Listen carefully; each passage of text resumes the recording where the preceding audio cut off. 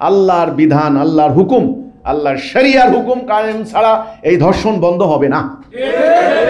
শরীয়তের আইন যদি কায়েম হয় তাহলে কি অমানবিক, এটা মানা যাবে না। তাহলে ইমান আল্লাহর প্রতি বিশ্বাস করেন কেন?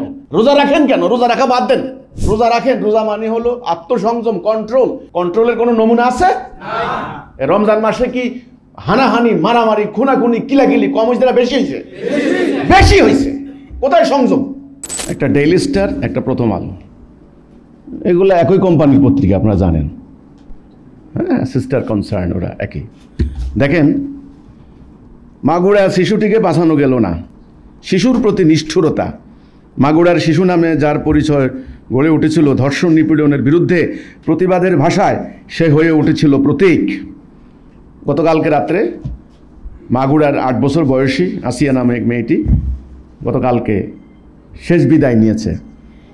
নিষ্ঠুর, পৈশাচিক, নির্মমভাবে সে ধর্ষণের শিকার হয়েছে। এই সমাজে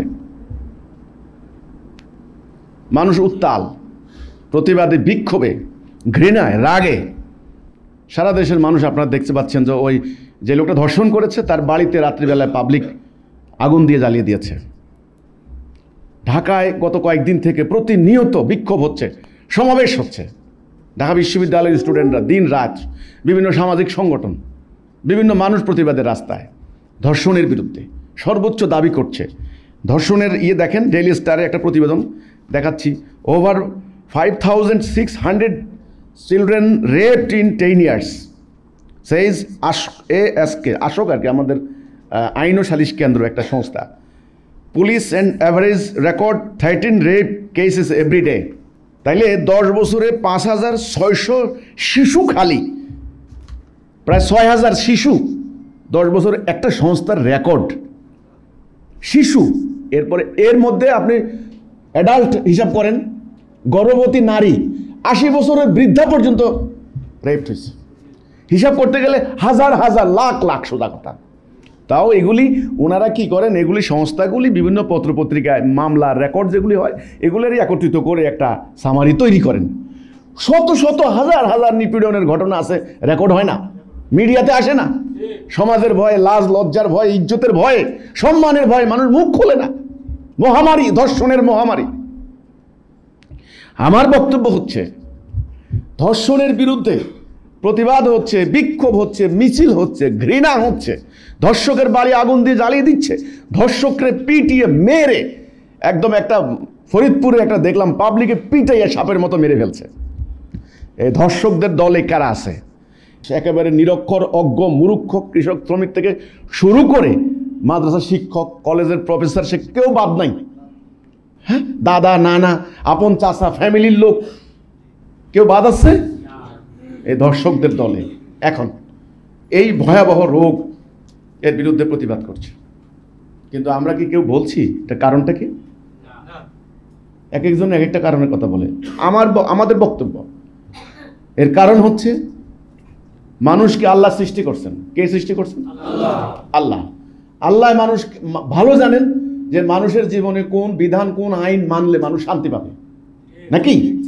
তা আল্লাহ রাব্বুল আলামিন মানুষকে পরিচালনা করার জন্য আইন দিছেন না, বিধান দিছেন না নবীর মাধ্যমে।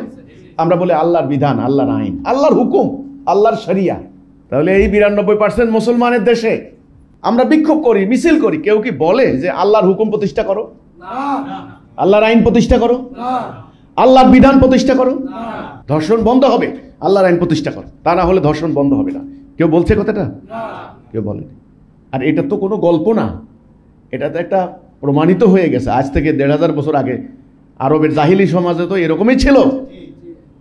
জাহিলি সমাজে এরকমই ছিল, ধর্ষণ, চুরি, ডাকাতি, খুন, ব্যভিচার, এভাবে ছিল। সেই সমাজ পরিবর্তন করলো যে আল্লাহর বিধান দিয়ে।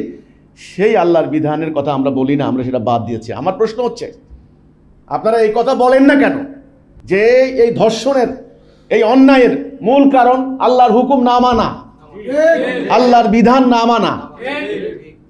আপনারা কেন বলেন না? কিসের ভয়? আমার কথা হচ্ছে, কাকে ভয় করছেন? কাকে ভয় করছেন? আল্লাহর হুকুমের কথা বললে কি পশ্চিমাদের ভয় করছেন? মানুষকে ভয় করছেন? শরীয়তের আইন যদি কায়েম হয় তাইলে কি অমানবিক, এটা মানা যাবে না। তাহলে ইমান আল্লাহর প্রতি বিশ্বাস করেন কেন? রোজা রাখেন কেন? রোজা রাখা বাদ দেন, আল্লাহর আইন মানেন না, আল্লাহর বিধান মানেন না, আল্লাহর শরিয়া মানেন না, রোজা রাখেন। রোজা মানে হলো আত্মসংযম, কন্ট্রোল। কন্ট্রোলের কোনো নমুনা আছে? রমজান মাসে কি হানাহানি, মারামারি, খুনাখুনি, কিলাকিলি কম হয়েছে না বেশি হয়েছে? বেশি হয়েছে। কোথায় সংযম? ভয় করবেন আল্লাহকে। ভয় কাকে করব? আল্লাহকে। আল্লাহকে। আল্লাহ বলছেন আমাকে ভয় করো, তাকুল্লাহ, আল্লাহকে ভয় করো। আমি তোমাকে সৃষ্টি করেছি, কেউ তোমাকে সৃষ্টি করেনি। আমি তোমাকে হাসরের দিন নিয়ে যাব, কেউ তোমাকে নিতে পারবে না। তোমার কোনটা ভালো কোনটা মন্দ সেটা আমি জানি। আমি তোমাকে বিধান দিয়েছি, আর আমরা কি করলাম? আল্লাহর বিধানটা বাদ দিয়েছি। আমার বার্তা পরিষ্কার বার্তা। এই ধর্ষণ ভয়াবহ আকার দাঁড়িয়েছে, সকল জায়গা থেকে হচ্ছে, এটা প্রতিবাদ হচ্ছে, বিক্ষোভ হচ্ছে। বিশেষ করে মাগুরার সেই মেয়েটিকে কেন্দ্র করে, 8 বছরের বাচ্চা মেয়েটিকে, সেটা মানে পৈশাচিক নিষ্ঠুরতার চূড়ান্ত, কল্পনা করা যায় না। মানুষ বিক্ষুব্ধ, হ্যাঁ, প্রতিবাদ হবে, বিক্ষোভ হবে, কিন্তু আল্লাহর বিধান, আল্লাহর হুকুম, আল্লাহর শরিয়ার হুকুম কায়েম ছাড়া এই ধর্ষণ বন্ধ হবে না। আল্লাহ বলেছেন যে কিসাসের মধ্যে তোমাদের জীবন রয়েছে। জীবন আল্লাহর কথার কি বাহিরে আপনারা ভিন্ন চিন্তা করবেন?